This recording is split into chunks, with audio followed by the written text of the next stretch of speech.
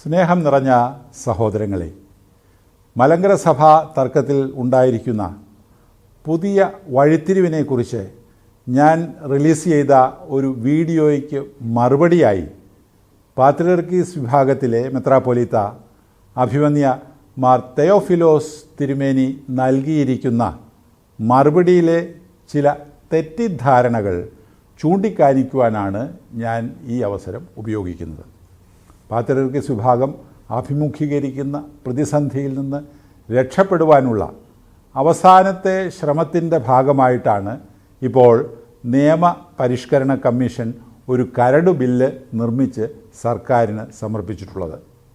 സഭാതർക്കം സംബന്ധിച്ച് പാത്രിയർക്കീസ് വിഭാഗം തന്നെ കൊടുത്ത കേസ്, അവരുടെ എല്ലാ അപ്പീലുകളും, റിവ്യൂ പെറ്റീഷനും ക്ലാരിഫിക്കേഷൻ പെറ്റീഷനും എല്ലാം തള്ളിക്കഴിഞ്ഞപ്പോൾ ഒടുവിൽ ഈ വിധി അംഗീകരിക്കില്ല എന്ന് പറഞ്ഞ് വലിയ പ്രക്ഷോഭങ്ങൾ സംഘടിപ്പിച്ച് വിധിയെ മറികടക്കുവാൻ നിയമനിർമ്മാണം നടത്താൻ സമ്മർദ്ദം ചെലുത്തുകയാണ് എന്ന് പൊതുസമൂഹം മനസ്സിലാക്കണം. ഇതിലെ ധാർമ്മികത എന്താണ്? കേരളത്തിലെ ഒരു മതസമൂഹത്തിന് എന്തുമാകാം എന്നാണോ? കോടതി വിധിയെ മറികടക്കാൻ ലക്ഷ്യമിടുന്ന ഈ കരട് ബില്ല് ക്രോഡീകരിച്ച കമ്മിറ്റി അംഗങ്ങളും അതിൻ്റെ അധ്യക്ഷൻ ബഹുമാനപ്പെട്ട ജസ്റ്റിസ് KT തോമസും കറ പുരളാത്തവരാണ് എന്ന് തെളിയിച്ചുകൊണ്ടാണ് അദ്ദേഹം ആരംഭിക്കുന്നത്. അഭിവന്യ തിരുമേനി, അവരാരും കറ പുരണ്ടവരാണ് എന്നൊന്നും ഞാൻ പറഞ്ഞില്ല. അവരുണ്ടാക്കിയ കരട് ബില്ല് പാത്രിയർക്കീസ് വിഭാഗക്കാരായ നിങ്ങൾ വളരെ കാലമായി ആവശ്യപ്പെട്ടുകൊണ്ടിരിക്കുന്ന കാര്യങ്ങൾ അപ്പാടെ അംഗീകരിച്ചുകൊണ്ടുള്ളതും അതിനാൽ അത് ഏകപക്ഷീയവുമാണ് എന്ന് മാത്രമേ ഞാൻ പറഞ്ഞുള്ളൂ. ആ അഭിപ്രായത്തിൽ ഞാൻ ഉറച്ച് നിൽക്കുകയും ചെയ്യുന്നു. നിങ്ങൾ ആവശ്യപ്പെട്ടിട്ടല്ല കരട് ബില്ലുണ്ടാക്കിയത് എന്ന് തിരുമേനി പറയുന്നു. പക്ഷേ ഇതേ ആശയം നിങ്ങളുടെ ചില മീറ്റിങ്ങുകളിൽ അദ്ദേഹം തന്നെ പ്രസംഗിക്കുന്നതായി കേട്ടിട്ടുണ്ട്. കരട് ബില്ലിൽ പറഞ്ഞിരിക്കുന്ന കാര്യങ്ങൾ നിങ്ങൾ ഒരിക്കലും ആവശ്യപ്പെട്ടിരുന്നില്ല എന്ന് നെഞ്ചത്ത് കൈകൊച്ചുകൊണ്ട് പറയുവാനാകുമോ തിരുമേനി? നിങ്ങളുടെ ആവശ്യങ്ങളെല്ലാം എടുത്ത് നിയമനിർമ്മാണത്തിന് ശുപാർശ ചെയ്യുവാൻ അദ്ദേഹത്തിൻ്റെ നീതിബോധം അനുവദിക്കുമെന്ന് ഞങ്ങൾ ഒരിക്കലും പ്രതീക്ഷിച്ചിരുന്നില്ല. വീണ്ടും അഭിവന്യ തിരുമേനി പറയുന്നു അവർ ഉന്നതരാണ് എന്ന്. അവർ താഴ്ന്നവരാണെന്നൊന്നും എനിക്കും അഭിപ്രായമില്ല. പക്ഷേ അഭിവന്യ തിരുമേനി അവരെപ്പോലെ തന്നെ ഉന്നതരായിരുന്നു 1958-ലെയും 95-ലെയും 2017-ലെയും 2019-ലെയും 2020-ലെയും ഒക്കെ വിധി പുറപ്പെടുവിച്ചതായ ന്യായാധിപന്മാർ. നിങ്ങൾക്ക് അനുകൂലം പറയുന്നവർ മാത്രം ഉന്നതർ, അവർ പറയുന്നത് മാത്രം സത്യം എന്ന നിങ്ങളുടെ നിലപാട് മാറാതെ എന്ത് റഫറണ്ടം നടത്തിയാലും ഈ പ്രശ്നം തീരുകയില്ല പിതാവേ. റഫറണ്ടം എന്ന വാക്കാണ് തിരുമേനിക്ക് ഏറ്റവും മധുരിക്കുന്നത്. റഫറണ്ടം നല്ല വാക്കാണ്, ഭൂരിപക്ഷത്തിന് പ്രാധാന്യവുമുണ്ട്. 2002 ഒരു റഫറണ്ടം നടത്താൻ നിങ്ങൾക്ക് സുവർണാവസരം ലഭിച്ചായിരുന്നല്ലോ. ആദ്യമെല്ലാം അതിൻ്റെ പ്രക്രിയയോട് സഹകരിച്ച നിങ്ങൾ അവസാന നിമിഷത്തിൽ കാലുമാറിയതാണ് ഈ പ്രശ്നം തീരാതിരുന്നതിൻ്റെ കാരണമെന്ന് 2017 സുപ്രീം കോടതി തന്നെ പറഞ്ഞല്ലോ. ഈ വിഷയത്തിലേക്ക് നമുക്ക് പിന്നീട് വരാം. എല്ലാ കാര്യങ്ങൾക്കും റഫറണ്ടം പ്രശ്നപരിഹാരമാകുമോ? അങ്ങനെയെങ്കിൽ കേരള അസംബ്ലിയിലേക്ക് തിരഞ്ഞെടുക്കപ്പെട്ടവർ വോട്ടിട്ട് തീരുമാനിച്ചാൽ കേരളം തമിഴ്നാടിൻ്റെ ഭാഗമായി തീർക്കാനാകുമോ? കേരളത്തെ രണ്ടായി വിഭജിക്കാനാകുമോ? കേരളത്തിലെ ഏതെങ്കിലും ഒരു പഞ്ചായത്തിന് വോട്ടിട്ട് ഭൂരിപക്ഷപ്രകാരം സംസ്ഥാന ഭരണമോ കേന്ദ്രഭരണമോ ഈ പഞ്ചായത്തിൽ വേണ്ട എന്ന് നിശ്ചയിക്കാനാകുമോ? നിയമം, അവകാശം മുതലായ ചില കാര്യങ്ങളുണ്ടല്ലോ. അതിനനുസരിച്ചു കൂടി വേണ്ടേ കാര്യങ്ങൾ തീരുമാനിക്കാൻ? ഏത് കാര്യവും ഭൂരിപക്ഷാഭിപ്രായം പ്രകാരം തീരുമാനിക്കാനാകുമെങ്കിൽ കോടതികളുടെ പ്രസക്തി എന്താണ്? ഇവിടെ പള്ളി സ്വത്തുക്കൾ ഭരിക്കേണ്ട സമിതിയെ വോട്ടിട്ട് തിരഞ്ഞെടുക്കാം, തീരുമാനിക്കാം. അത് 1934-ലെ ഭരണഘടന അനുസരിച്ചായിരിക്കണമെന്ന് മാത്രം. ഭരണഘടന ഒരു ഭരണക്രമം മാത്രമാണ് എന്ന് കോടതി ഉത്തരവിൽ നിന്നും തിരുമേനി തന്നെ വായിച്ചല്ലോ. അത് ശരിയാണ്, ഞങ്ങളും പറയുന്നത് അതുതന്നെയാണ്. ഒരു പള്ളി ഈ ഭരണഘടന അനുസരിച്ച് ഭരിക്കപ്പെടണം എന്ന് പറഞ്ഞാൽ അതിൻ്റെ സ്വത്തിൻ്റെ അവകാശമോ ആധാരത്തിലെ പേരോ ഒന്നും മാറുന്നില്ല. ഗുണഭോക്താക്കൾ ഇടവകാംഗങ്ങൾ തന്നെയാണ്. ഒരു ജില്ലാ ഭരണത്തിൽ കളക്ടർക്ക് ചില അധികാരങ്ങളുണ്ട്. തിരഞ്ഞെടുക്കപ്പെടുന്ന സമിതിയോടൊപ്പം കളക്ടർ ഭരണം നടത്തുന്നു. കളക്ടറെ ആരും വോട്ടിട്ട് തിരഞ്ഞെടുക്കുന്നില്ല. പഞ്ചായത്ത് സെക്രട്ടറിയോ പോലീസ് മേധാവിയോ ആരും തിരഞ്ഞെടുക്കപ്പെടുന്നില്ല. ഭരിക്കുന്ന ഗവൺമെൻറ് നിയമിക്കുന്നു. അതുപോലെ തന്നെ വികാരിയെ ഭരണം നടത്തുന്ന മെത്രാപ്പൊലീത്ത നിയമിക്കുന്നു. തിരഞ്ഞെടുക്കപ്പെടുന്ന സമിതിയോടൊപ്പം നിന്ന് വികാരി ഭരണത്തിന് നേതൃത്വം നൽകുന്നു. അദ്ദേഹം കോ ട്രസ്റ്റിയാണ്. പക്ഷേ ഒരു ട്രസ്റ്റിൻ്റെ ട്രസ്റ്റിക്ക് സ്വത്തെടുത്തുകൊണ്ട് പോകാനാകുമോ? സ്വയമായി അത് വിൽക്കുവാനോ വേറെ കുറേ വാങ്ങാനോ അധികാരമുണ്ടോ? അതിനൊന്നും അദ്ദേഹത്തിന് സാധിക്കുകയില്ല. അദ്ദേഹത്തിന് ലഭിച്ചിട്ടുള്ള അധികാര പരിധിക്കുള്ളിൽ നിന്നുകൊണ്ട് അതിൻ്റെ ഭരണം നടത്താം എന്ന് മാത്രമേ ഉള്ളൂ. ബഹുമാനപ്പെട്ട ജസ്റ്റിസ് കെ ടി തോമസും സംഘവും നിയമം അറിയാത്തവരാണോ എന്നാണ് അഭിമന്യ തിരുമേനി ചോദിക്കുന്നത്. തിരിച്ച് ഞാനൊന്ന് ചോദിക്കട്ടെ, സുപ്രീം കോടതി ജഡ്ജിമാർ നിയമം അറിയാത്തവരാണോ? ഒന്നും നോക്കാതെയാണോ അവർ 1958-ലും 95-ലും 2017-ലും 2019-ലും ഒക്കെ വിധികൾ എഴുതിയത്? 2017 വിധിന്യായത്തിലെ 106-ാം പാരഗ്രാഫ് ഉദ്ധരിച്ചുകൊണ്ട് വികാരിയുടെ നിയമം സെക്യുലറാണ് എന്ന് സുപ്രീം കോടതി പറഞ്ഞിരിക്കുന്നു എന്ന് അഭിമന്യ തിരുമേനി ഉറപ്പിക്കാൻ ശ്രമിക്കുകയാണ്. ശരിയാണ്. ആ പാരഗ്രാഫ് ആരംഭിക്കുന്നത് the appointment of the vicar is not a spiritual matter but it is a secular matter എന്ന് പറഞ്ഞുകൊണ്ട് തന്നെയാണ്. ഇനി ഒരു തർക്കപരിഹാരത്തിനായിട്ട് അഭിമന്യ തിരുമേനി പറയുന്ന വാദം അംഗീകരിച്ചാൽ പോലും 125-ാം പാരഗ്രാഫിൽ മലങ്കര സഭയിൽ വികാരിമാരെ നിയമിക്കാനുള്ള അധികാരം ഭദ്രാസന മെത്രാപ്പൊലീത്തായ്ക്കാണെന്ന് വ്യക്തമായി പറഞ്ഞിരിക്കുന്നു. അവിടെ രാജ്യത്തിൻ്റെ നിയമങ്ങൾക്ക് വിധേയമായി മെത്രാപ്പൊലീത്ത നിയമിക്കണമെന്നല്ല പറഞ്ഞിരിക്കുന്നത്. വിധിന്യായത്തിലെ ഉത്തരവ് അതിൻ്റെ അവസാനം കൊടുത്തിരിക്കുന്ന 28 പോയിൻ്റ് ആണ്. അവയിൽ ഒന്നിൽ പോലും വിധിക്കെതിരെ നിയമനിർമ്മാണം നടത്താമെന്ന് പറഞ്ഞിട്ടില്ല. ഉപസംഹാരത്തിൽ, അതായത് അതിൻ്റെ ഓപ്പറേറ്റീവ് പാർട്ടിൽ പറയാത്ത കാര്യങ്ങൾ അവയുടെ പശ്ചാത്തലത്തിൽ നിന്നും അടർത്തിയെടുത്ത് അവരവർ ആഗ്രഹിക്കുന്ന സംഗതികൾ തെളിയിക്കാൻ ശ്രമിച്ചിട്ട് കാര്യമില്ല. 106-ാം പാരഗ്രാഫിൽ അവസാന ഭാഗം ഉദ്ധരിച്ചുകൊണ്ട് the same ratio applies to the facts in this case എന്ന് പറയുന്നുണ്ട്. ആ പറഞ്ഞിരിക്കുന്നത് KS വർഗീസ് കേസിനെക്കുറിച്ചാണ് എന്ന് തിരുമേനി പറയുന്നു. എന്നാൽ അത് വാസ്തവത്തിൽ മറ്റൊരു കേസിൽ നിന്നുള്ള ഉദ്ധരണിയാണ്. ഇംഗ്ലീഷ് ഭാഷ അറിയാവുന്ന ആർക്കും ആ ഉദ്ധരണി കണ്ടാൽ മനസ്സിലാകും. അത് 2017-ലെ വിധിയുടെ ഭാഗമല്ല, മറ്റൊരു വിധിയിൽ നിന്നുള്ള ഉദ്ധരണിയാണെന്ന് മറച്ചു വെച്ചിട്ടാണ് തിരുമേനി പറയുന്നത്. ദിസ് കേസ് എന്ന് പറഞ്ഞിട്ടുള്ളത് KS വർഗീസ് കേസ് അല്ല, അതിനെക്കുറിച്ചല്ല.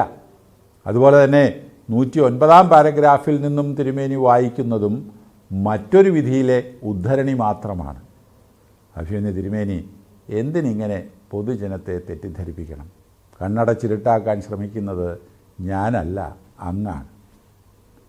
യഥാർത്ഥ കൈവെപ്പ് അന്ത്യോക്യ പാത്രിയർക്കീസിൽ നിന്നും മാത്രമേ ലഭിക്കൂ എന്ന പാത്രിയർക്കീസ് വിഭാഗത്തിൻ്റെ പിടിവാശിയും അഹങ്കാരവുമാണ് പ്രശ്നങ്ങൾ നിലനിൽക്കുന്നതിൻ്റെ ഒരു കാരണം. അപ്പോൾ കോപ്റ്റിക് സഭയുടെ മർക്കോസിൻ്റെ പാരമ്പര്യവും ഗ്രീക്ക് സഭയുടെ അന്ത്രയോസിൻ്റെ പാരമ്പര്യവും അപ്പസ്തോലന്മാരോട് ബന്ധപ്പെട്ട മറ്റനേകം സഭകളുടെ കൈവെപ്പും പാരമ്പര്യവും എല്ലാം ഒന്നുമില്ലാത്തതാണ് എന്ന പാത്രിയർക്കീസ് വിഭാഗത്തിൻ്റെ അഹങ്കാരത്തിന് ഏറ്റ പ്രഹരമാണ് 2017-ലെ വിധി. തോമാശ്ലീഹായുടെ പാരമ്പര്യം പത്രോസിൻ്റേതിൽ നിന്ന് വ്യത്യസ്തമല്ല എന്നാണ് കോടതിയും പറഞ്ഞിരിക്കുന്നത്. 125-ാം പാരഗ്രാഫിൽ വീണ്ടും പറയുന്നു, കാതോലിക്കായും പാത്രിയർക്കീസും തമ്മിൽ അധികാരത്തിൽ തുല്യരാണ്. അവർ തമ്മിൽ സമന്മാരിൽ മുമ്പൻ എന്നുള്ള മൂപ്പൻ സ്ഥാനം മാത്രമേ പാത്രിയർക്കീസിന് ലഭിച്ചിട്ടുള്ളൂ. അദ്ദേഹം സന്നിഹിതനാണെങ്കിൽ പൗരോഹിത്യ ശ്രേണിയിൽ ഉയർന്നവൻ എന്ന സ്ഥാനമുണ്ട്. ഇത് ഞാൻ പറയുന്നതല്ല, സുപ്രീം കോടതി ജഡ്ജിമാർ പറയുന്നതാണ്. മലങ്കര സഭ അംഗീകരിക്കുന്ന ഒരു പാത്രിയർക്കീസിന് ഈ മുമ്പൻ സ്ഥാനം നൽകാൻ മലങ്കര ഓർത്തഡോക്സ് സഭ എന്നും സന്നദ്ധമാണ്. പക്ഷേ ഈ മുമ്പൻ സ്ഥാനം മലങ്കരയുടെ വൈദിക സ്ഥാനികളെ നിയമിക്കാനും മുടക്കാനും മറ്റുമുള്ള അധികാരമല്ല എന്നോർക്കണം. പാത്രിയർക്കീസ് വിഭാഗം മുമ്പൻ സ്ഥാനമെന്ന് പറഞ്ഞാൽ അർത്ഥമാക്കുന്നത് മലങ്കര സഭ മേൽ പാത്രിയർക്കീസിന് തന്നിഷ്ടം പോലെ പ്രവർത്തിക്കുവാൻ സർവാധികാരവും ലഭിക്കണമെന്നാണ്. അത്തരത്തിലുള്ള ഒരു അധികാരം പാത്രിയർക്കീസിന് ആവശ്യമില്ല എന്നും 34 ഭരണഘടന അനുസരിച്ചുള്ള അധികാരങ്ങൾ മാത്രം മതിയെന്നും പാത്രിയർക്കീസ് വിഭാഗം വ്യക്തമാക്കുന്ന സാഹചര്യത്തിൽ 34 ഭരണഘടനയ്ക്ക് വിധേയമായി പാത്രിയർക്കീസിനെ സ്വീകരിക്കാൻ മലങ്കര സഭയും സന്നദ്ധമാകും. ഇടവക പള്ളികളുടെ അധികാരം സംബന്ധിച്ച് 95 വിധിയിൽ പറഞ്ഞിരിക്കുന്ന കാര്യങ്ങൾ വളരെ വികലമായിട്ടാണ് അഭിമന്യ തിരുമേനി വ്യാഖ്യാനിച്ചിരിക്കുന്നത്.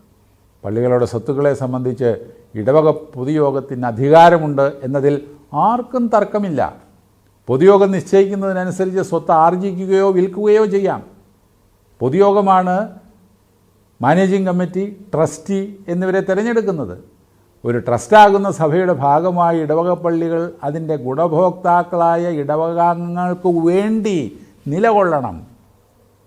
എന്നാൽ വ്യവസ്ഥാപിതമായ നിലയിൽ ഭദ്രാസന മെത്രാപ്പോലീത്ത നിയമിക്കുന്ന വികാരി പള്ളിയിൽ വരുമ്പോൾ അദ്ദേഹത്തെ തല്ലി ഓടിക്കാൻ ശ്രമിക്കുകയും നിയമപരമായി പൊതുയോഗം കൂടാൻ സമ്മതിക്കാതിരിക്കുകയും ചെയ്യുന്ന പ്രവണതയാണ് പാത്രിയർക്കീസ് വിഭാഗം ഇപ്പോൾ കാണിക്കുന്നത്. 95 വിധി കൂടി കണക്കിലെടുത്തുകൊണ്ട് തന്നെയാണ് 2017 വിധി നൽകിയിരിക്കുന്നത്. അവ തമ്മിൽ പരസ്പര വിരുദ്ധമായി ഒന്നുമില്ല എന്ന് പറഞ്ഞിട്ടുണ്ട്. 95 ഇടവക പള്ളികളെക്കുറിച്ച് പറയുന്ന ഒരു പ്രധാന വാചകം അഭിമന്യ തിരുമേനി വിട്ടുകളഞ്ഞു. 34 ഭരണഘടന അനുസരിച്ചു തന്നെ ഇടവക പള്ളികളും ഭരിക്കപ്പെടണം. ഇക്കാര്യം അംഗീകരിച്ചാൽ പൊതുയോഗത്തിൻ്റെ അവകാശങ്ങളും സംരക്ഷിക്കപ്പെടും. മലങ്കര മെത്രാപ്പോലീത്തായും ഭദ്രാസന മെത്രാപ്പോലീത്തായും ചേർന്ന് പള്ളികളുടെ സ്വത്തുക്കൾ പിടിച്ചെടുക്കുവാൻ ശ്രമിക്കുന്നു എന്ന കുപ്രചരണം പൊതുജനത്തെ ഇളക്കിവിടുവാൻ പാത്രിയർക്കീസ് വിഭാഗം പ്രയോഗിക്കുന്ന ഒരു കുടിലതന്ത്രം മാത്രമാണ്. 2002 മളിമഠിൻ്റെ അധ്യക്ഷതയിൽ ചേർന്ന യോഗം അംഗീകരിക്കാത്തതുകൊണ്ടാണ് പ്രശ്നം തീരാഞ്ഞത് എന്ന അഭിപ്രായം ഞാൻ പറഞ്ഞുവെങ്കിലും അതെൻ്റെ അഭിപ്രായമല്ല. എല്ലാ പ്രശ്നങ്ങളും ആഴത്തിൽ പഠിച്ച സുപ്രീം കോടതി ജഡ്ജിമാർ പാത്രിയർക്കീസ് വിഭാഗത്തെ കുറ്റപ്പെടുത്തിക്കൊണ്ട് തന്നെ വിധിന്യായത്തിൽ എഴുതി വച്ചിരിക്കുന്നതാണ്. ഞാൻ 141 പാരഗ്രാഫിൻ്റെ ഒരു ഭാഗമൊന്ന് വായിക്കാം. As a matter of fact, when execution of 1995 judgment was pending, in spite of appointment of Justice Malimat, with consent of parties to hold the elections, the Patriarch faction took up different stance in the gross violation of dictum, and there was breach of constitution on its part. It was bent upon to circumvent 1995 judgment and created illegally a parallel system of administration, and also formed the Constitution 2002, which was totally uncalled for and an impermissible action. After formation of the Constitution of 2002, they held separate meetings of patriarch groups and the entire system was usurped. This resulted in various law and order problems as projected in the case, and parish churches remained closed for quite some time. Once there is a Malankara church, it has to remain as such. No group or denomination can take away the church and form another group of for its management, as that would virtually tantamount to usurping its properties and the church itself. When the church has been created and is for the benefit of the beneficiaries, in our opinion, it is not open for beneficiaries, even by majority, to usurp its property or management. ഇനി പറയൂ, ഇത് ശരിയാണോ എന്ന്. 2002 ഒരു പുതിയ ഭരണഘടന ഉണ്ടാക്കി ഒരു പുതിയ ഭരണക്രമം സ്ഥാപിച്ചതാണ് പ്രശ്നം തുടരുവാനുള്ള കാരണം. അതുമൂലം ഇടവക പള്ളികൾ പൂട്ടപ്പെടുന്ന അവസ്ഥയുണ്ടായി. ജഡ്ജിമാർ പറയുകയാണ്, മലങ്കര സഭ എന്നൊന്നുണ്ടെങ്കിൽ അത് അപ്രകാരം നിലകൊള്ളണം. ഭൂരിപക്ഷത്തിൻ്റെ അടിസ്ഥാനത്തിൽ പോലും അത് കൈവശപ്പെടുത്താനോ മറ്റ് സംവിധാനങ്ങൾ ഉണ്ടാക്കി ഭരണം നടത്തുവാനോ ആർക്കും അവകാശമില്ല. കോടതി വിധികൾ വന്നിട്ട് പ്രശ്നം തീരുന്നില്ല എന്ന് ആവർത്തിക്കുന്ന തിരുമേനി, അങ്ങ് സ്വന്തം മനസാക്ഷിയോട് ചോദിക്കൂ, ആരെയും അനുസരിക്കാൻ നിങ്ങൾ തയ്യാറാകാത്തതല്ലേ പ്രശ്നം തീരാത്തതിൻ്റെ കാരണം? മന്ത്രിസഭാ ഉപസമിതികളും കളക്ടർമാരും പോലീസ് അധികാരികളും എല്ലാം ഇടപെട്ട് എത്രയോ ചർച്ചകൾ നടന്നിരിക്കുന്നു. ആരു ചർച്ച ചെയ്താലും അക്രമം അഴിച്ചുവിടാനുള്ള നിങ്ങളുടെ പ്രവണതയിൽ നിന്ന് പിന്മാറാതെ പ്രശ്നപരിഹാരമുണ്ടാകുകയില്ല. ഞങ്ങൾ പറയുന്നത് കേട്ടില്ലെങ്കിൽ ഞങ്ങൾ തെരുവിലിറങ്ങി ബഹളം വയ്ക്കും, അക്രമം കാണിക്കും എന്ന നിങ്ങളുടെ നിലപാടാണ് സകല പ്രശ്നങ്ങളുടെയും കാരണം.